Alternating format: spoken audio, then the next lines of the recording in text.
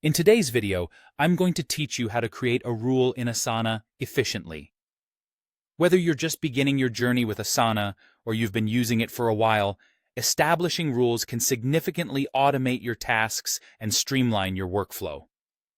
By the end of this guide, you'll have a robust understanding of how to set up these rules from scratch.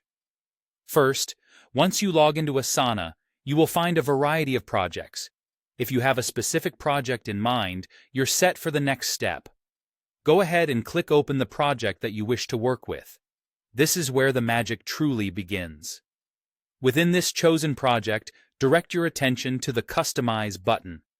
Clicking on this will reveal several customization options tailored to enhance your project workflow. To create a rule, your next move will be to hit Add Rule to commence setting up your own set of automated rules. This leads you to the Rule Setup interface. Here, begin by clicking on Rule. This simple action kickstarts the process of establishing a brand new function designed to automate and ease your task management experience. In the subsequent step, click on Create Custom Rule. This step is particularly exciting because you get to mold and tailor the rule precisely to meet your unique requirements. Creating a custom rule involves defining what we refer to as a trigger. Picture a trigger as a specific condition that, when fulfilled, sets the automation process into motion. For instance, you might want to set a trigger for instances such as when a task is marked complete or as a due date approaches. Once you've set your trigger, it's time to define what we call the then condition. This condition dictates what occurs after the trigger is activated. You'll have an array of actions to choose from. You could move the task to a different section, update certain fields of the task, or even add followers to keep relevant people in the loop.